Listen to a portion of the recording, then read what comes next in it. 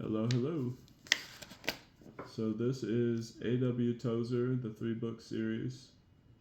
I'm in the Knowledge of the Holy right now, and I'm going to read chapter 4, or at least a portion of chapter 4. This is the Holy Trinity.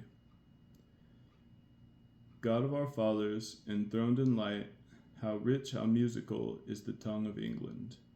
Yet when we attempt to speak forth thy wonders, our words how poor they seem, and our speech how unmelodious. How we consider the fearful mystery of thy triune Godhead, we lay our hand upon our mouth. Before that burning bush we ask not to understand, but only that we may fitly adore thee, one God in 3 persons. One God in persons 3. Amen. To meditate on the 3 persons of the Godhead is to walk in thought through the garden eastward in Eden and to tread on holy ground. Our sincerest effort to grasp the incomprehensible mystery of the Trinity must remain forever futile, and only by deepest reverence can it be saved from actual presumption. Some persons who reject all they cannot explain have denied that God is a Trinity, subjecting the Most High to their cold, level-eyed scrutiny. They conclude that it is impossible that he could be both 1 and 3. These forget that their whole life is enshrouded in mystery. They fail to consider that any real explanation of even the simplest phenomenon in nature lies hidden in obscurity and can no more be explained than can the mystery of the Godhead. Every man lives by faith, the non-believer as well as the saint. The one by faith in natural laws and the other by faith in God. Every man throughout his entire life constantly accepts without understanding. The most learned sage can be reduced to silence with one simple question. What? The answer to that question lies forever in the abyss of unknowing beyond any man's ability to discover. God understandeth the way thereof, and he knoweth the place thereof. But moral man may never.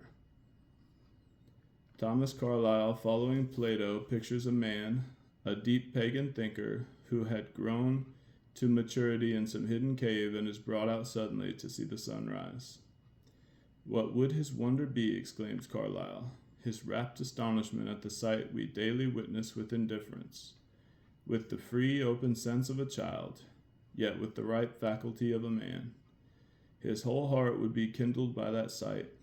This green, flowery rock, built earth, the trees, the mountains, rivers, many sounding seas, the great deep sea of azure that swims overhead, the wind sweeping through it, the black cloud fashioning itself together, now pouring out fire, now hail and rain. What is it? What? At bottom, we do not yet know. We can never know at all. How different are we who have grown used to it, who have become jaded with satiety of wonder. It is not by our superior insight that we escape the difficulty, says Carlyle. It is by our superior levity, our inattention, our want of insight. It is by not thinking that we cease to wonder at it. We call that fire of the black thundercloud electricity, and lecture learnedly about it, and grind the like of it out of glass and silk. But what is it? Whence comes it? Whither goes it? Science has done much for us, but it is a poor science that would hide from us the great, deep, sacred infinitude of nescience. Whither we can never penetrate, on which all science swims as a mere superficial film. This world, after all our science and sciences, is still a miracle, wonderful, inscrutable, magical, and more, to whoever will think of it. These penetrating, almost prophetic words were written more than a century ago, but not all the breathtaking advances of science and technology since that time have invalidated one word or rendered obsolete as much as one period or comma. Still, we do not know. We save face by repeating frivolously the popular jargon of science. We harness the mighty energy that rushes through our world. We subject it to fingertip control in our cars and our kitchens. We make it work for us like Aladdin's jinn. But still we do not know what it is. Secularism, materialism, and the intrusive presence of things have put out the light in our souls and turned us into a generation of zombies. We cover our deep ignorance with words, but we are ashamed to wonder. We are afraid to whisper mystery. The church has not hesitated to teach the doctrine of the Trinity without pretending to understand. She has given her witness. She has prepared what the Holy Scriptures teach. Some deny that the Scriptures teach the Trinity of the Godhead on the ground that the whole idea of the Trinity is in unity is a contradiction in terms. But since we cannot understand the fall of a leaf by the roadside or the hatching of a robin's egg in the nest yonder, why should the Trinity be a problem to us? We think more loftily of God, says Michael de Molinos, by knowing that he is incomprehensible and above our understanding, than by conceiving him under any image and creature beauty, according to our rude understanding.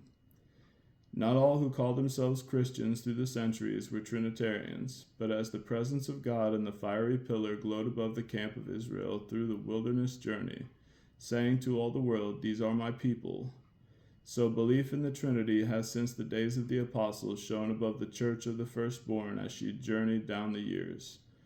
Purity and power have followed this faith. Under this banner have gone forth apostles, fathers, martyrs, mystics, hymnists, reformers, revivalists, and the seal of divine approval has rested on their lives and their labors.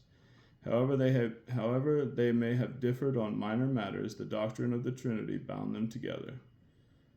When God declares the believing heart confesses without the need of further proof, indeed, to seek proof is to admit doubt, and to obtain proof is to render faith superfluous.